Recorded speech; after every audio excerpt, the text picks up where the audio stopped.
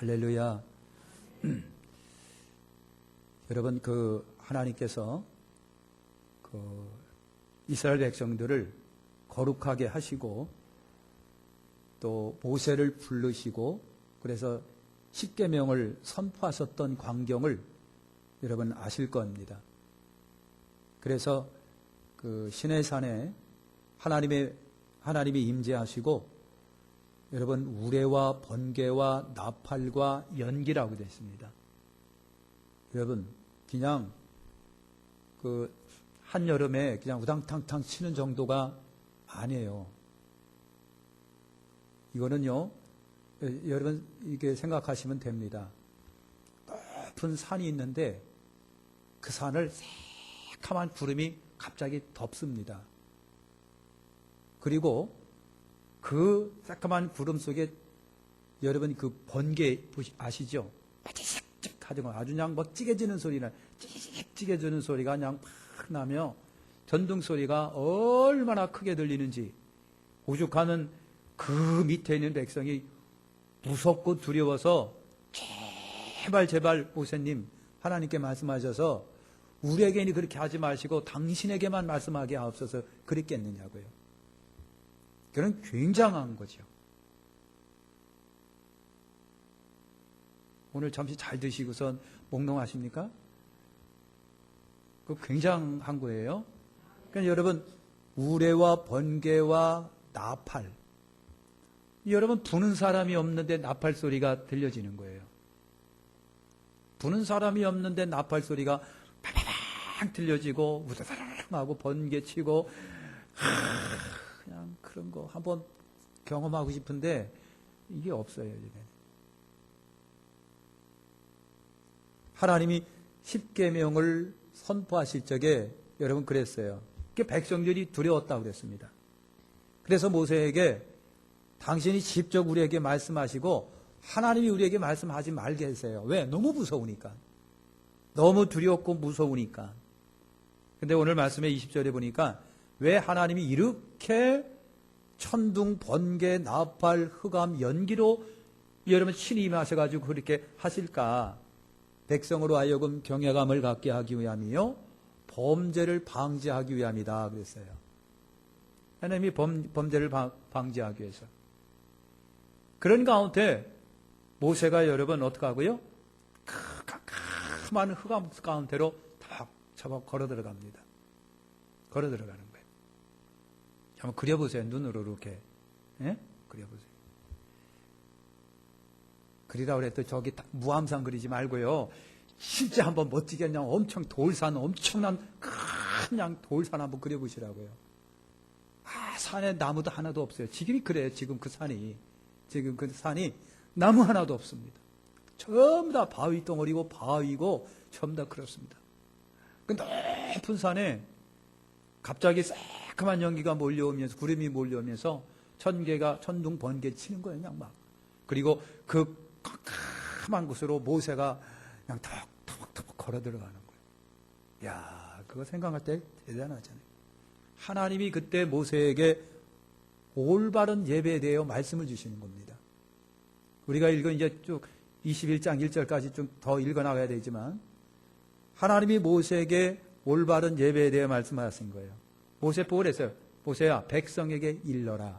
백성에게 이르라. 그랬어요. 그러니까 지도자는요, 정말 세세한 것까지 다 가르쳐야 돼요. 그죠?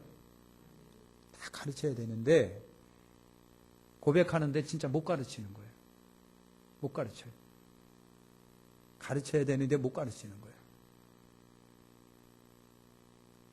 그러니까 저는 못하다 할지라도 구역장님들 다 가르치셔야 돼요. 알아야 가르치지. 그게 다 가르쳐야 되는 거예요. 그래서 하나님이 모세 보고 모세야, 백성에게 이르라. 백성에게 다 이르라. 분명한 가르침이 필요하다고 하는 거예요. 하나님이 좋아하시는 거, 하나님이 기뻐하시는 거. 솔직히 말해서 목회자는요, 하나님이 기뻐하시고 하나님이 좋아하시는 건 다 가르쳐야 되는데 솔직히 죄송하지만 눈치 보느라고 못 가르치는 때가 너무 많은 거예요. 그렇게 하나님한테 아마 너 일로 와. 맴매 맞아, 너 일로 와. 그럴 것 같아요.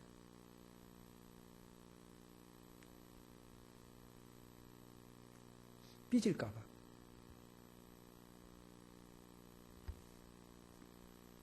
하나님께서 모세에 그랬어요. 나를 위하여 금이나 은이나 신상을 만들지 말아라. 나를 위하여, 누구를 위하여? 하나님 당신 자신을 위하여. 누가? 이 백성이 뭘로 금이나 은이나 뭘 신상을 만들지 말아라. 우리가 착각하면 존귀하시고 거룩하신 하나님을 사랑하기 때문에 뭔가를 만들어가 그분 대형으로 하고 싶은 마음이 혹시 있을지도 몰라도 오해입니다. 절대 그러지 마시라고 하는 거예요. 여러분, 거룩하시고 영이신 하나님을 대신할 어떤 것도 하나님은 허락하지 않는다. 그냥 하나님의 순수한 영이신 그 하나님 그대로를 원하시는 거예요. 절대로 여러분 수준에서 각색하지 마십시오. 하나님은 이럴 거야 라고 여러분 수준의 하나님을 그려내지 마시라고 하는 거예요. 성경에 있는 그대로의 하나님을 그대로 그냥 섬기세요. 그래서 섬기세요. 여러분이 도화지에다가 하나님이 이럴 것이야 하고 다 확실히 있는데 귀는 이따만 하고, 하나님은 그러실 거야 입은 이따만 하고, 하나님은 그러실 거야 손은 뭐 조그만 하고, 아닙니다. 절대 하나님 그런 걸 부러워하시고, 하나님은 영이신 거룩하신 존귀하신 하나님 그 자체를 원하시는 것이죠. 내가 하나님을 해석하면 얼마나 해석하며, 내가 하나님을 그려내면 얼마나 그려내며, 내가 하나님을 안다면 얼마나 알겠느냐고요. 그냥 그대로 하나님을 그대로 있는 그대로 하나님을 높이시기를 바라는 겁니다. 토단을 쌓고 양과 소로다 번제와 화목제를 드리라 그랬어요. 자, 토단을 쌓고 흙으로 단을 쌓는 것을 말하는 거예요. 근데 성경에 보면 거의 토단은 없는데 돌단은 있습니다. 돌단.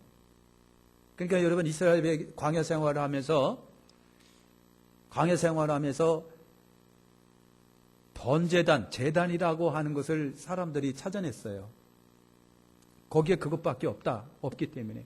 근데 어떻게 생겼느냐면 이따만한 돌덩어리를 그냥 갖다 그냥 놓은 거예요. 놓고 그래갖고 그냥 제단 비슷하게 만들어 놓은 거예요. 순순히 자연 그대로.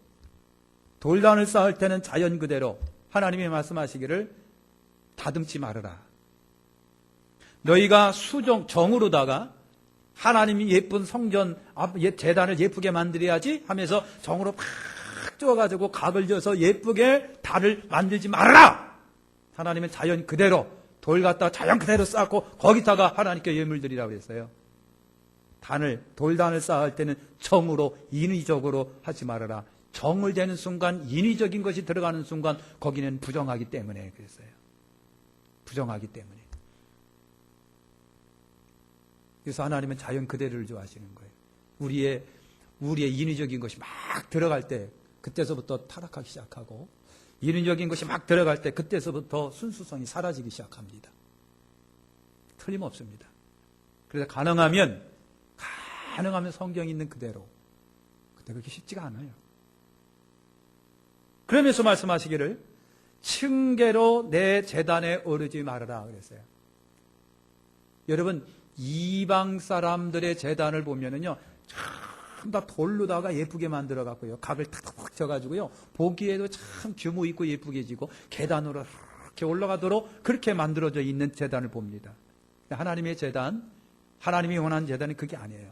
그러면서 말씀하시기를 층계로 내 제단에 오르지 말아라 그랬어요. 지금 층계 없는 자연 그대로 돌로다가 제단을 만들으라고 하는 여러분 그것이죠. 그것이요.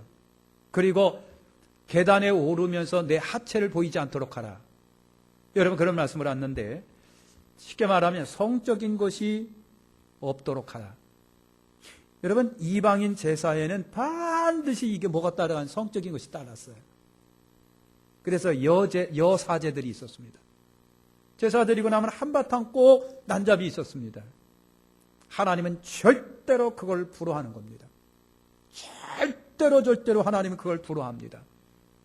그래서 여러분 층계에 오를 때 계단으로 오르지 말아라. 네 하체를 보이지 않도록 하라. 그 재단에 설령 간다면 누가 올라가겠어요? 제사장 아니나 남자들이 가게 돼 있는데, 그때 당시 우리처럼 무슨 바지 옷이나 뭐 이런 게 없었어요. 그랬기 때문에 제 하체를 보이지 말아라. 여러분 그랬어요. 그러니까 이방 제사에는 성적인 것이 따랐지만 하나님의 제사에는 절대로 그것이 허용이 안 됐다고 하는 것을 알 수가 있습니다.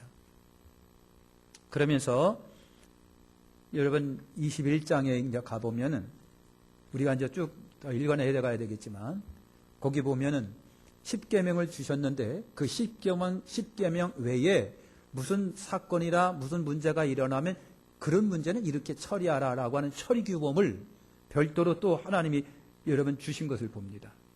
21장 2절과 11절에 보면 노예에 관한 내용, 히브리 노예는 노예인데 히브리 같은 민족이 노예가 되는 경우가 있어요. 종이 되는 거. 이거는 어떻게 그렇게 될까요? 예를 들면 경제적인 파탄이 일어나거나 빚을 많이 졌거나 했으면 자연히 못 갚게 되면 종으로 들어가는 건데 그런 경우를 여러분 말합니다. 그래서 이렇게 이제 경제적인 이유로 어쩔 수 없이 같은 민족인데 저쪽 집으로 노예로 종으로 빨려 들어가면 6년은 그 집안에서 반드시 종으로서 섬기지만 7년 되는 해에는 그 사람에게 자유를 주게 돼 있어요. 안식년 자유를 줘라. 노예에서 해방시켜 주는 거예요. 근데 만약에 그 빚진 사람이 노예가 됐는데 집안 식구들을 다 끌고 들어갔어요. 집안 식구 아내도 끌고 들어가고 애들도 같이 어쩔 수 없이 끌고 들어갔어요. 그러면 역시 같이 6년 지나고 7년이면 다 같이 해방시켜 주는 거예요. 그런데 노예가 들어왔는데 주인이 보니까 싹수가 있어요. 야, 너 장가가. 야, 찍순아 일로 와. 너하고 여기 시집가고 결혼해. 해서 결혼을 해갖고 애를 낳았거든요. 그러면 6년이 지나고 7년이면 해방시켜줘야 되는데 이때는 노예로 들어왔던 그 남자만 석방시켜주고 나머지 아내나 아이들은 주인이 중매를 졌기 때문에 그것은 주인의 소유이기 때문에 못 나가게 돼 있어요. 못 나가게 돼 있어요. 그런 생이별이 됐잖아요. 그러면 이 남편이 주인님 저는 진짜로 아내를 못 버리겠고 애들을 못 버리겠어요. 그냥 여기서 살래요. 그래요. 그러면 주인이 알았어. 그리고 절차가 필요합니다. 이 친구를 데리고 어떻게 한다?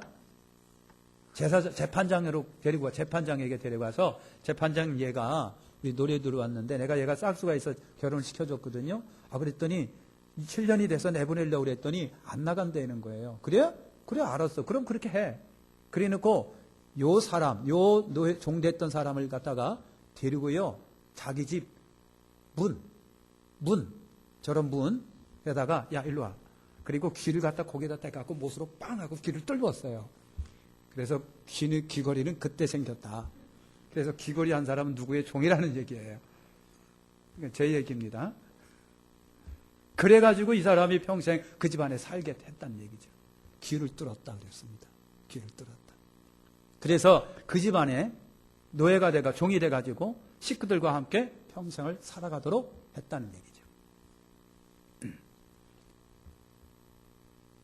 빚 때문에 딸을 여러분 빚 대용으로 저 사람한테 내가 빚을 졌는데 못 갚아요. 그러면 딸을 저 사람이 그래요. 못 갚으니까 네 딸 내놔 그런다고요. 그러면 딸이 노예로 종으로 들어가요. 여기서 여자가 딸이 노예로 들어갈 때는 항상 뭐냐면 섭의 개념이 들어갑니다. 그렇게 들어가는 거예요. 근데 6년이 되고 7년이 돼서도 여자 같은 경우에는 자유가 없었습니다. 자유가 여러분 없었어요. 만일 주인이 이 여자가 싫어졌으면 속량하되 그랬어요. 그냥 너 나가, 네 마음대로 나가도 돼. 그러나 여러분 외국인에게 팔지는 못한다. 여러분 그렇게 되어 있습니다. 그렇게 됐습니다. 노예를 데려왔는데 여자를 데려왔는데 너무 애가 좋아요. 그래서 야 우리 아들하고 결혼을 해. 그래서 아들하고 결혼을 시켰어요. 그러면 그 종노예는 그때서부터 딸처럼 대우하게 되어 있습니다. 딸처럼. 만일 주인이 그 여자를 데리고 왔는데 이 주인이 다른 여자하고 결혼했어요. 그러면 이 노예 종은 어떻게 되느냐? 평상시처럼 그에게 음식도 주고 의복도 주고 같이 생활을 하는 거예요. 같이 생활하게 하는 거예요. 만약에 주인이 이 세 가지를 시행하지 아니하면 속전없이 그냥 어떻게 하게요? 속전없이 뭐예요? 대가 없이 그냥 내보내 주는 거예요. 너 자유다. 내보내 주는 거. 이런 것들이 여러분 있었습니다. 자, 21장 12절과 17절에 보면 죽음에 해당하는 범죄가 있습니다. 죽음에 해당하는 범죄가 있습니다. 사람을 죽이면 죽음으로 갖게 돼 있어요. 사람을 죽이면 생명은 생명으로 갖고, 이게 사람을 죽이면 그 사람 죽어야 됩니다. 그렇게 돼 있습니다. 근데 어쩔 수 없는 불가항력적인 경우가 있어요. 예를 들면 같이 농사를 지어요. 열심히 꽃갱이라고 농사를 졌는데 꽃갱이가 그냥 머리가 쑥 빠져나가고 앞에 있는 놈 그냥 뒤통수를 빵 쳐가지고 그 자리에서 죽었네. 이건 어쩔 수 없는 불가항력적인 거예요. 이럴 때는요, 앞으로 보면 도피성 제도가 생겨지는데 해가 지기 전에 도피성으로 빨리 도망가면 돼요. 도망가서 재판장이 판결이 낼 때까지 그냥 도피성에서 살면 돼요. 불가항력적인 경우가 있습니다. 그러나 고의적인 살인은 반드시 죽음으로 갖게 돼 있다. 또 하나 반드시 죽일 제목이 있어요. 죽일 제목. 부모를 주먹으로 치거나 몽둥이로 치거나 아니면 부모를 저주하거나 한 놈은 사정없이 죽여라. 사정없이 죽여라.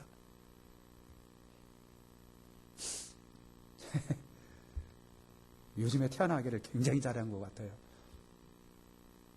여러분 그렇게 되어 있습니다. 그 다음에 사람을 납치해서 인신매매한 사람, 그 사람은 빨리 죽여버려라 그랬어요. 좀 강합니까? 죽여라. 죽여버려. 이것이 사형입니다. 뿐만 아니라 18절과 25절에 보니 신체 상해가 있었을 때, 다쳤을 때 이런 거예요. 여러분 두 사람이 서로 싸웁니다. 막 주먹으로 싸우고 막 돌을 들어서 막 싸워요. 근데 한 사람이 상대방이 빡 쓰러졌네. 죽은 줄 알았는데 잠시 후에 뽀르륵 일어나요. 뽀르륵 일어나요. 그러면 형벌은 면하되 손해배상을 해줘라. 손해배상을 해줘라. 이렇습니다. 만약에 그 사람이 죽으면 어떡합니까? 죽음으로 돼야 되는 거예요. 사람이 매루다가 남종이라 여종을 막 후려쳤어요. 후려쳤는데 그냥 죽어버렸어요. 그러면 형벌을 면치 못한다 그랬는데 이 형벌이 무슨 형벌인지 몰라요. 죽음으로 대하는 건지 아니 뭘로 대하는 건 정확한 사실은 없는데 아마 죽음으로 대하는 것은 아닌 것 같아요. 왜? 주인이니까. 그런데 매 쳤는데 죽은 것처럼 넘어졌어요. 근데 얼마 있다 부스시 일어나요. 그럼 괜찮은 걸로 돼 있습니다. 괜찮은 걸로 돼 있습니다. 왜? 주인의 소유이기 때문에. 또 싸우는데 상대방이 임신한 여인이에요. 임신한 여인인데 뭐 어떻게 그냥 굳어찼는데 그냥 애가 어떻게 됐어요. 그러면 어떻게 할까요? 사형입니다. 그런데 아무렇지도 않으면 그냥 벌금으로 처리했습니다. 그런 게 있어요. 그래서 여기가 읽은 거 보면은요 굉장히 많습니다. 얘기들이. 눈은 눈으로, 이는 이로, 뺨은 뺨으로, 발은 발로, 된 것은 된 것으로, 상한 것은 상한 것으로, 때리면 때림으로 갚아라 그랬어요. 이게 뭐예요? 동해 보복형, 상해 보복형이에요. 똑같이 하라는 얘기예요. 네가 여기 맞았냐? 그럼 너도 가서 쫓아가서 이걸 때려. 네가 싸우다가 여기 눈을 뭐 누가 뺐어? 그럼 너 쫓아가서 눈을 빼. 이것이 구약의 모습입니다. 그러니까 이 하나님께서 요구하는 건 뭐예요? 하지 말아라 그런 얘기입니다. 하지 말아라. 여러분 그냥 저 눈 빼야지. 기회만 있다가 눈 빼야지. 그렇게 하지 마요. 그렇게 안 되고 가만히 있다가 뒤통수 치야지. 그렇게 하지 말고 차라리 처음부터 그런 거 하지 말아라. 하나님이 요구하시는 건 그거예요. 생명을 존중하게 여기시는 하나님. 생명을 존중하게 여기시는 하나님이에요. 그러니까 생명은 생명으로 갚으라. 여러분 그거죠. 여기까지 하겠습니다. 기도하겠습니다. 하나님 감사합니다.